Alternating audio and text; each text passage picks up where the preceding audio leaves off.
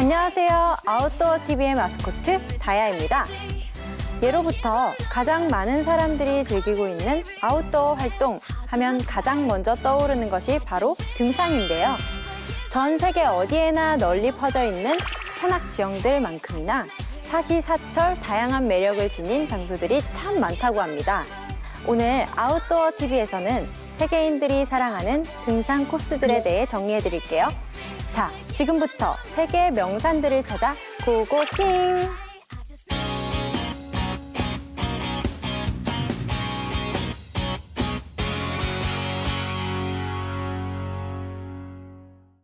도는 하얀 도화지, 레는 상큼한 레몬. 등산객들의 발걸음을 절로 사로잡는 그 첫 번째 장소는 삼척동자도 다 안다는 이 노래, 도레미송이 나오는 영화 사운드 오브 뮤직의 배경이 되었던 샤프베르크 산입니다.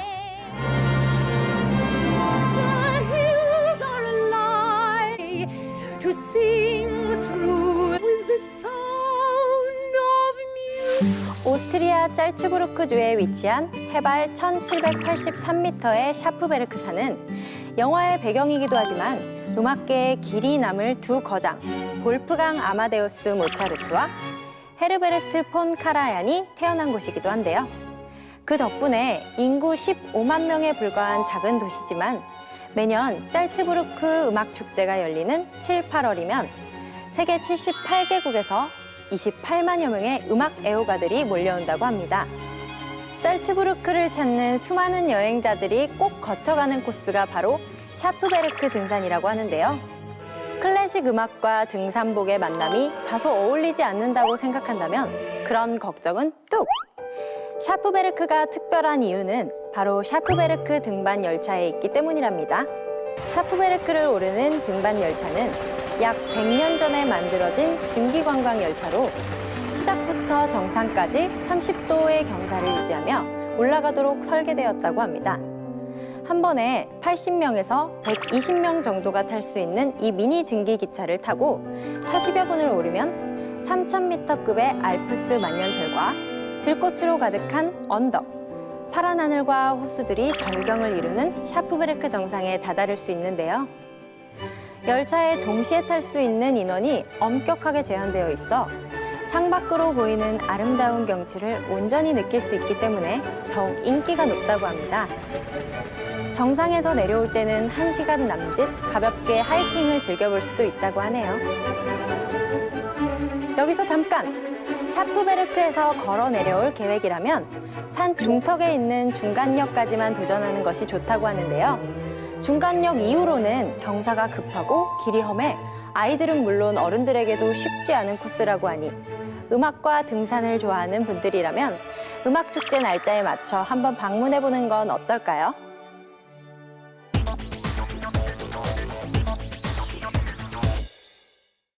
모든 장비가 갖추어져 있고 헬기 트레킹으로 접근하는 초호화 등산을 소개합니다. 겨울철 헬기 스키어를 위한 사업을 하는 캐나디안 마운틴 홀리데이사에서 운영하는 캐나다 로키 지역의 로지 중 하나, 바비번스는 여름철 등산객들에게 말 그대로 선망의 대상이라고 합니다. 바비번스는 비아페라타를 설치한 곳인데요. 비아페라타란 제1차 세계대전 때 이탈리아에서 보급품을 나르기 위해 절벽에 만든 아이언 로드를 말합니다. 바비번스의 로지들은 깊은 산중에 잘 지어진 단독 건물로 헬기를 타고 들어가야 하는데요. 고급스러운 침실에 정성스러운 식사를 대접받을 수 있고 각 방 안에는 등산화, 등산복, 지팡이를 비롯하여 고어텍스 비옷까지 모든 산행 장비가 구비되어 있습니다. 한마디로 평상복과 카메라만 가지고 가면 등산에 필요한 모든 것이 준비되어 있는 곳이라고 해도 과언이 아닌데요. 호화로운 시설뿐만 아니라 바비번스에서 즐기는 산행 역시 특별한 매력을 지니고 있다고 합니다. 빙하가 녹은 눈물 같은 물방울들이 함께 모여 강을 이루고 계곡을 따라 흐르다가 큰 바위 절벽을 만나 곤두박질을 하는 어려운 코스. 절벽에 걸려있는 줄을 타고 강을 건너거나 바위를 기어오를 수 있도록 비아페라타가 설치되어 있습니다. 튀어오르는 물줄기에 옷이 흠뻑 젖고 폭포 소리에 귀가 멍멍해지곤 하죠. 비아페라타를 따라 절벽을 기어오르면 평지가 되고, 짚라인을 타고 개울을 건너면 헬기가 날아와 다른 산으로 데려다주는 기상천외한 코스. 이 산 저 산을 옮겨 다니며 산행을 하고 난 후 로지로 돌아오면 맥주를 한잔하고 사우나를 하며 피로를 풀 수 있는 말 그대로 지상 최고의 호화 산행인 셈입니다. 하지만 오래전에 예약을 해야 하는 건 필수에 헬기를 타고 다니며 하는 산행이어서 경비도 만만치 않아 아무나 들어가고 싶다고 해도 갈 수 있는 곳이 아니라고 하니, 색다른 산행을 계획하고 계신 분들이라면 지금부터 서둘러 알아보셔야겠네요.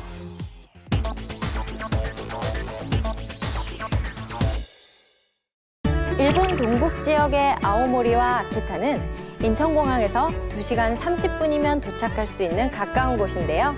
이곳에는 등산하기에 적당한 1,500m 남짓한 높이의 산이 많아 관광을 겸한 당일 산행지로 인기가 높다고 합니다. 그 중에서도 아오모리현의 하코다산은 주 봉인 오다케를 중심으로 8개의 봉우리가 붙어있는 모습이 꼭 거북이 등처럼 생겼다고 해서 하코다라는 이름을 가지게 되었다고 하는데요. 케이블카를 타고 온 관광객들을 위한 팔자 형태의 산책로에는 구상나무와 산죽이 빼곡하게 벽을 이룬다고 합니다. 하코다산의 명물은 고산습지, 노란 풀 사이로 물이 차오른 습지와 초록의 산등성이들이 인사를 하는 모습은 등산객들의 마음을 사로잡기에 충분하다고 합니다. 사실 하코다산이 처음 유명해진 건 온천 때문인데요. 산 중턱의 스카유 온천은 1954년 일본에서도 국민온천 제1호로 지정되었습니다. 오르막길과 내리막길을 반복하며 흠뻑 땀에 젖어 산을 내려오고 나면 하산 지점에 온천이 있어 자연스럽게 온천을 즐길 수 있다고 하는데요. 단풍이 아름답기로 소문난 하코다산에 붉은 물결이 일 때쯤이면 스카유 온천도 손님으로 가득하다고 합니다. 활기찬 산행 뒤에 이어지는 뜨끈한 온천이라니 생각만 해도 정말 설레네요.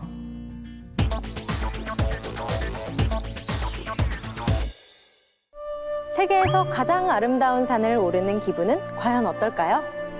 페루 안데스 산맥의 일부인 코르디에라 블랑카에서 가장 눈에 띄는 봉우리인 알파마요 산의 높이는 무려 해발 5,947m. 코르디에라 블랑카의 최북단인 산타크루즈 대산계의 봉우리 가운데 하나로 거의 완벽한 피라미드의 형태를 갖춘 가파른 얼음 봉우리 알파마요산은 1966년 유네스코가 세계에서 가장 아름다운 산으로 선정했을 뿐만 아니라 독일의 산악회의에서도 세계에서 가장 아름다운 봉우리로 선정했을 만큼 압도적인 풍광을 자랑하는 곳입니다. 알파마요의 이름은 안데스 산지에서 거주하던 케추아족 언어로 흙을 뜻하는 알파와 강을 뜻하는 마요가 합쳐진 말에서 유래됐다고 하는데요. 그 이름에 걸맞게 풀로 뒤덮여 있거나 척박한 바위를 드러내고 있는 다른 봉우리들과는 달리 피라미드 모양의 알파마요 봉우리에는 하얀 눈이 두껍게 쌓여 있어 멀리서 보면 마치 생크림을 발라놓은 것 같다고 합니다. 60도에 달하는 급경사로 이루어진 산을 오를 때에는 반드시 가이드와 동행해야 할 만큼 위험이 따르지만 그 스릴을 한번 맛보면 쉽게 헤어나오지 못할 만큼 강렬하다고 하는데요. 정상으로 올라가는 길에 있는 자퉁코차 호수는 햇볕이 내리쬐을 때면 찬란한 옥빛으로 변해 여행자들의 발걸음을 붙잡고, 한편으로는 설산이 한편으로는 빙하가 녹아 폭포를 이루는 풍광이 끝없이 펼쳐지고 있어 고된 산행의 피로를 풀어준다고 합니다. 급경사 등반 코스 발 아래로 내려다 보이는 아찔한 설경이라니 저는 상상도 할 수가 없는데 여러분들은 어떠신가요?